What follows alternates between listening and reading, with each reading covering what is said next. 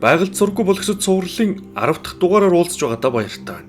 Бид ихэвчлэн Хойд Америкийн National Park-удад учир битүүлэг байдлаар сургаггүй болсон хүмүүсийн түүхүүдийг ярьдаг байсан бол өнөөдөр Сибирийн тайга болон зүүн Европын хамгийн нууцлаг гэгддэг ууланд учир битүүлэг байдлаар сургаггүй болсон аялагчдын түүхүүдийг ярилцах болно. Ингээд бичлэгээ эхэлцгээе. 2009 онд Оросын албаны улсын Хакасийн бүгд найрамд тусад нэгэн эмгэнэлт бөгөөд учир битүүлэг хэрэг гарсан нь нутгийн иргэдийн дунд олон тооны хариулт үгүй ойлгомжгүй асуултууд үлдээсэн түүх болсон байдаг. 35 настай Дмитрий Громов болон түүний үеэл дүү 20 настай Павел Деревянкин нар 2009 оны 10 дугаар сарын 23-ны өдөр Ачинск хотоос Прискови тосгонд ирцгээсэн юм. Тухайн газар нутг нь ууланд аялал зугаалга хийх сонирхолтой хүмүүсийн дунд үзэсгэлэнт байгалаар алдартай газар гэжээ. Авга ах Дмитрий нь хоттой алдартай аялагч, сноубордчин байсан бөгөөд тэдний энэ удаагийн аяллаа зорилго хэд хоногт цасны мотоциклоор зугаалж, байгалийн сайхныг бишрэн хотоос хол хэд хоногийг өнгөрөх байв. Харин дүү Паул нь ахыгаа бодвол туршлага бага байсан ч мөн л энэ газар өмнө нь аял зугаалж байсан туршлагатай нэг юм. Тэд энэ удаагийнхаа аялалтаа шаардлагатай бүх зүйлсийг авч явсан нь майхан сав, дулаан хувцас, хоол хүнс зэрэг байлаа. Хожим нэгэн нутгийн иргэн залууст болгоомжтой байхыг сануулад жилийн энэ үед цаг агаар гэнэт огцон муудаж болдгийг загсан гэжээ. Прискови тосгонд нэг хоноод 10 дугаар сарын 24-ний өдөр тэд цасны мотоциклуудтай юмаа ачиж аваад ойд байх нуурын зүгт аяллаа эхлүүлсэн байна. Үүнээс хойш тэдэнтэй яг юу болсон нь ойлгомжгүй байгаа бөгөөд тэр өдөртөө л цаг агаар нь гэнэт муудаж хүүтрэн засаар шуурч эхэлсэн байдаг. Тосгоныхон аялагч нарыг 24-ний өдрийн өглөөл хамгийн сүүлд тосгоноос явж байхад нь харцгаасан гэсэн юм. Тэд буцаж ирэх ёстой хугацаанд ирж ар гэрийнхэнтэйг холбоо бариагүйд гэрийнхэн нь төгшүүр зарласан байна. 27-ны өдөр тэд цагдаа хууль хүчнийхэн тандаж 28-нд нь аялагчдыг эрен хайх аврах ажиллагааг эхлүүллээ.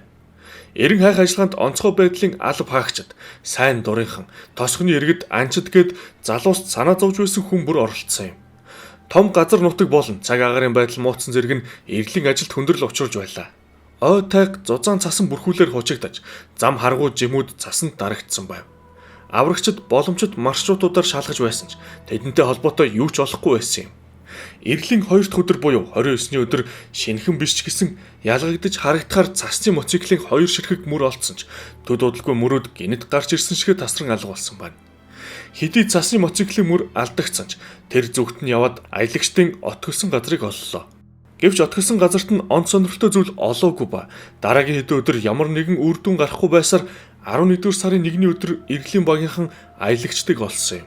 Тухайн өдөр Терс гэх жижиг голын ирэг дээрээс Павел болон Дмитрий нарын цогц модноос дүүжлэстэй байдалтай олдсон байна. Энэ газар нь тэдний аяллаа эхлүүлсэн Прискови тосгоноос 20 орчим километр зайтай газар гэжээ.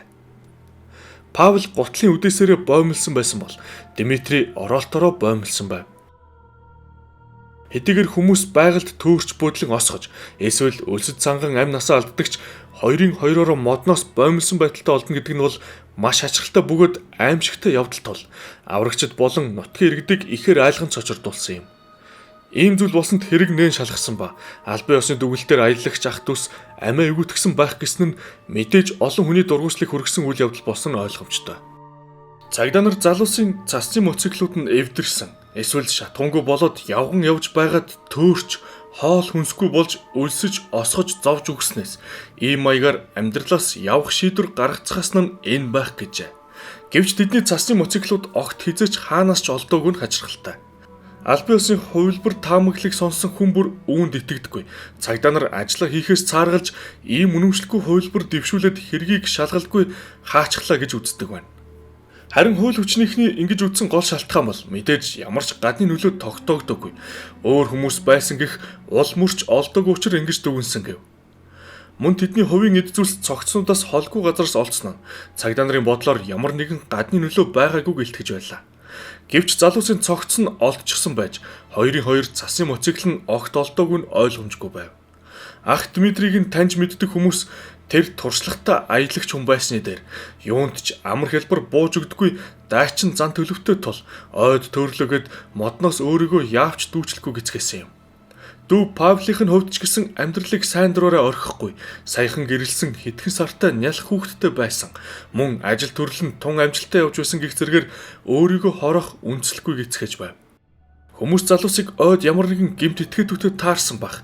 Нөгөөдөл нь хөнөөгөөд цасны моциклуудыг нь аваад явсан бах гэсэн ч тэдний биеэс огт тэмцэлсэн шарах сорив олдоогүй. Хувц сонор нь бүрэн бүтэн зэргээс гадна өөр хүмүүс байсан гэх ямар ч улмөр олдоог нь мөн хачирхалтай. Зарим хүмүүс метан гэх мэт хий агаарт дэгддэг газар явж таарад эсвэл ямар нэгэн байгалийн ховор үзэгдэлд өртөж ухаан санаанд самууран өөртөө ийм зүйл хийсэн байж болох уу гэх мэтэр таамаг дэвшүүлж байв. Тэднийг эрэг дээрээс нь олсон терс гол эргээрээ тун шигүү мод буттай гэдэг ба яг тэдний олддог газар ч гэсэн хүн очиход амаргүй 100 хавар намаг гэх мэт бартасаад ихтэй тул нутгийн иргэд аялагчид зөвхөн 1-2 дугаар саруудад цас ихээр орсон үед л очдөг байсан мөн нутгийн иргэд онцолж байлаа. Тэгэхээр хүн явж очиход амаргүй тогтцтой газарт газрын зураг GPS-гүү тэд яаж гол нь яах гэж очиод өөрсдөө хөнөөс нь ойлгомжгүй байсан юм. Нутгийн туршлагатай анчид ч тэр газарт ийм богино хугацаанд хүрч очиход амаргүй байдгийг талаар хэлж байв. Задлан шинжилгээгээр цогц олтохоос 1-2 хоногийн өмнө тэд нас барцгаасан гэдгийг тогтоосон юм. Хэдийгээр залуусын ар гэрийнхэн болон ард иргэдийн дунд энэ хэрэг ойлгомжгүй учир бүтүүлэг хിവэрэ байгаач албан ёсны дүгнэлт нэгэнт гарсанд энэ хэрэг хаагдсан байдаг. Нутгийн удирдлагууд энэ хэргийн дараа аялагч жуулчид анчтад илүү анхаарал хандуулж эхэлсэн гэдэг бол аврах албаныхан тэдэнд нэмэлт аюулгүй зааварчилгаа өгчөөж уул руу нэвтрүүлдэг болсон гэжээ.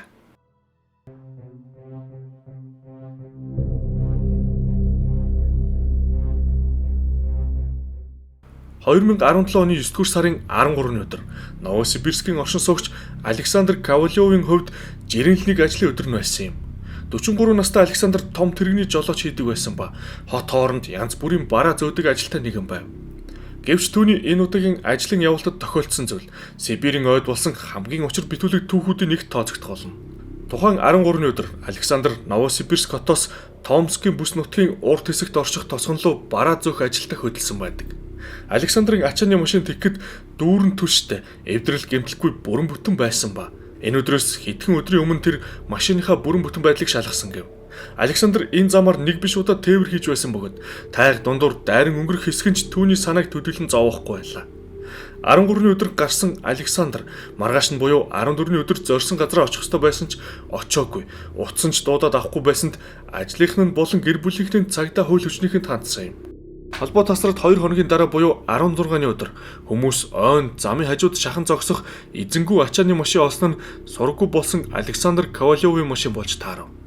Машин унтраастай дүүрэн шахуу бензинтэйгээ ямар ч эвдрэл гэмтэлгүй болцсон байна. Кабин дотор нь түүний хувийн эд зүйлс, гар утас, мөнгө, нүдний шилэн хүртэл байсан ч Александр өөрөө л байсангүй.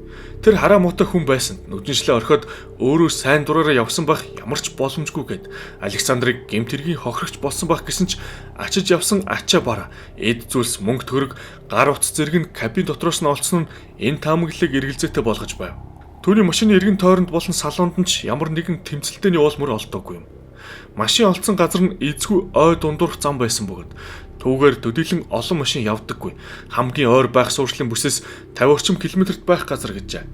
Ачааны машин олцсон газрын ойр тойрноор нь маргааш нь л гэхэд 90 хайх аврах ажиллагаа эхэлсэн юм. Эрхлэн ажилд онцгой байдлын алба хаагчид, цагдаа нар, сайн дурын нутгийн иргэдийг хамарсан өргөн хүрээтэй ажиллагаа эхэлсэн байна. Тэд мөн өнөрч ноход дрон, нисдэг тэрэгч оролцуулсан ч Александрын ямар ч уул мөрийг олж илрүүлсэнгүй.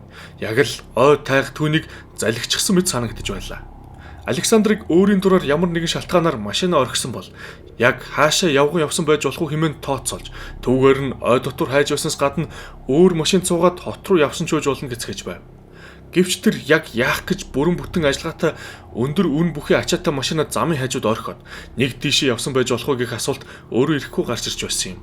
Эрен хайх ажил ямар нэгэн үр дүнд хүрээгүй хүмүүс янз бүрийн таамаг дэвшүүлж тэдгээр дунд нь учир бүтүүлэг таамаглуулж байсан нь Александр яг юу олж харсан эсвэл юу тохиолдсон болоод машинаа орхиод явсан талаар нь дөрвтэй логиктой хариулт хэнд ч олдохгүй байв. Александрын машин олддог газрын талаар янз бүрийн ам дамжсан яриа нутгийн иргэдийн дунд эртээр үеэс хойш яригдж ирсэн хүмүүс санан ярьцгааж эхэллээ. Тэдгээрт энэ хавийн ойд хүмүүс ямар нэгэн шалтгаангүйгээр хүн төөрөөд байхааргүй газар төөрчгдөг. Утасны сүлжээ огт барьдаггүй, луужинч буруу заадаг гэх мэт гажуудалтай газар гэцгээж байсан юм. Жолооч ир сургууй алга болоо 2-7 хоногийн дараа буюу 9-р сарын 27-ны өдөр машин нь олдсон газраас 50 орчим километрт байх нэгэн тосгонд гэнэт Александр амьд мэд гарч ирсэн байна. Түүнийг тосгоны ойр орчимд ойн зам дээр ядарч сулдсан байдалтай сууж байхад нь тосгоны иргэд олджээ. Александр өлсөж сулдсан, хөлн зарим хэсэгтээ хайрагдаж өрөвссөн байдалтай олдсон юм. Нутгийн иргэд энэ хүн хэн болохыг нь төвөггүй ойлгож эмнэлэгт хүргэсэн ба тэнд осголтын 2 дугаар зэрэг гэж тогтоосон байна. Александр Ковалев энэ хооронд нэлээд хэдэн килограмм турж ицсэн байсан ч гол нь амьд мэд байсан нь хүмүүрт ойлгомжгүй санагдаж байв. Энэхүү Александр хэсэг хугацааны дараа тэнхрээд ирэх үед яг юу болсон талаар нь асуусан ч хариултууд нь уламлах асуулт бий болгож байсан юм. Жолооч ир өөрт нь юу болсон талаар огт санахгүй байна. Машинаа үлдээдэг хэсэгт явж байх үедээ гинт юунаас болсон мэддэхгүй айц төгшүүрл мэдэрч байсан санаж байна гэжээ. Тэр мөн дараа нь ойгоор явж байсан санаж байгаач бүдэг бадаг орон гарал санаж байна. 14 хоног болоогүй 3-4 хонсон мэт байна гэсэн нь хүн бүрийг гайхшруулж орхив. Яг яагаад машинаа орхиж ойгоор явсан гол нь хаашаа явсан зэрэгтээ тэр огтос хариулт өгч чадахгүй байлаа. Александр яг яаж энэ бүх хугацаанд ойд амьд гарснаас санахгүй байна гэд нэгэн шөнө үл мэдэгдэх гэрэл харж мөн ямар нэгэн ойлгомжгүй чимээ ойд сонссон гих зүйлч хэлсэн юм. Хэдий жолооч амьд мэд олцсон ч цагдаа нар яг ямар учир байсан бэ гэж мөрдөж эхлэв. Түүний хувцсан дээр намагтай газрал таардаг ургамлын хилтгэхнүүд наалтсан байдалтай олдсон ч жолооч ирэн явсан газрын ойр хавьд октоос намаг байхгүй газар гэжээ. Энэ нь түүнийг илүү хол газраар ойд төөрч явсан. Эсвэл тэр ямар нэгэн зүйл хүмүүсээс нуугаад байна гэж үзсэн юм. Цагдаа нарын бодлоор Александрыг ямар нэгэн гэмт этгээдүүд тодорхой бус шалтгаанаар авч яваад эргүүлэн суллахтаа өөрсдийн талаар хэлэхгүй байхыг сануулсан тул Александр тэднээс айж ийм зүйл зохин ярьж байна. Эсвэл сэтгцэд нь нөлөөлөх ой санамжийг нь алдагдуулах бодис зэрэгч өгсөн тул үнэхээр юу ч санахгүй байгаа бох гэх зэрэгээр таамаглаж байв. Энэ хачин түүх Сибирь даяар тархаж хүмүүсийн анхаарлыг татсан бөгөөд зарим нэг нь хүний төсвөр төвчээр амьд гарах чадварыг нь харуулж буй тод жишээ гэдэг бол зарим нэг нь учир битүүлэг нууцлаг далдын хүч гэх мэт зүйлстэй холбоотой түүхч гэж үздэг. Учир битүүлэг зүйлст итгэдэг хүмүүс магадгүй Александрт баг давтамжтай дуу авины долгион ингэж нөлөөлсөн байх гэдэгч яг ямар долгионыг нь хинж тайлбарлаж чадаагүй нь ойлгомжтой. Александр энэ явдлаас хойш бүрэн эдгээгүй ба осголт болсон хөлийнх нь зарим хэсгийг тайрсан бол яг тухайн өдрүүдийн талаарх ой санамжаач эргүүлэн олж авч чадаагүй юм. Тэр юу ч санахгүй байснаасаа болж ямар нэг ярилцлага огт өгөөгүй ба охин л нэг удаа энэ талаар хэвлэлд багсаг зүйл ярьжээ. Энэ түүх одоо хэрнэ хүмүүсийн ярих дуртай учир битүүлэг түүхүүдийн нэг хэвээр байна.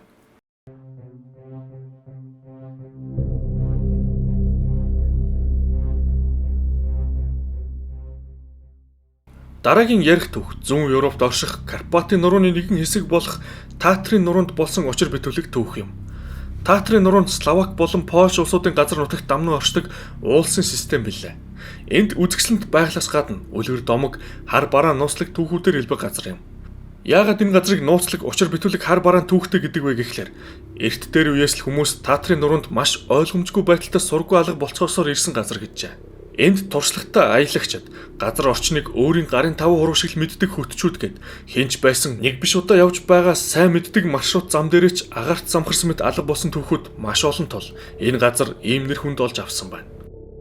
2016 оны 2 дугаар сар Татрын нуруунд урд өмнөхөөсөө илүү хүүтэн 2 дугаар сар болж байв. Цас ихэр орж байсанд жим харагдхаа болж цас нь дарагдаж шуурагч аялагчдыг өргөтл нь шуурч байсан гэдэг. Гэвч энэ түүхийн гол дүрүүд болох Краков хотын туршлагатай цаанчдын хувьд цаг агаарын энэ онцлог нь аялалд нь улам адал явдал нэмж байлаа. 5 найз нараас бүрдэх энэ аяллаа багийнхан Татрын нуруунд цанаар хэд хоног гулгаж цэвэр агаарт амрах төлөвлөгөөтэй байсан юм. Аяллаа багийн 5 гишүүд бүгд өөрсдийн үүрэг ролтой аяллаа багт багтаж явж байлаа. Энэ аяллаа ахлагч болон зохион байгуулагчаар 29 настай барилгын инженер Марик Сикорский гэгч байсан бөгөөд цантай аяллаа ариун их туршлагатай нэгэн байв.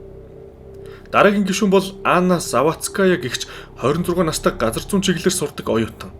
Түүний аяллаа үүрэг бол маршрут төлөвлөж гаргах болон тухайн газар нутгийг өөрийн эрдмийн ажлынхаа хүрээнд судлах зорилготой. 3 дахь хүн нь Томаш Плачик гэх 30 настай эмч мэрэгчлээ залуу. Шаардлага тулгарвал аяллаа багийн эмчийн үргийг гүйцэтгэхээр явсан. Аяллаа хамгийн туршлагатай уулчин аялагч нь 28 настай Кшиштоф Новак гэгч. Эдэн дундаа хамгийн туршлагатай аялагч, адал явдал эрэлхийлэгч гэжээ. Харин хамгийн залуу гишүүн нь 24 настай Марта Калинская. Биологийн чиглэлийн оюутан бөгөөд зураг дарах дуртай тул аяллаа зурагчингийн үүрэгтээ явжээ. Тэд нэг ёсондоо бол туршлагатайгаас гадна хоорондоо маш сайн ойлголцож чадах ийм баг бүрдүүлсэн гэж ойр тойрных нь хожим хэлсэн байна. Залуусын очихыг зорж байсан газар бол 5 нуурын хөндөг их байгалийн үзэсгэлэнт тогтцтой Татрын нурууны хамгийн аслагдмал бөгөөд үзэсгэлэнтэй газар байв. Төлөвлөгөө ёсоор бол суурьшлийн бүсээс гарч жимээр явсаар Шпигласын даваагаар давж жуулчдын отогт очин хоноглоод маргааш нь цааш явах байсан юм. Тэд зорсон газраа хүрээд хүлдүү нууруудыг үзээд нийт 3 хоногийн дараа эргэн ирэх байлаа. Залуус 2 дугаар сарын 14-нд суурьшлийн бүсээс гарахад цаг агаар тогтун байсан гэжээ.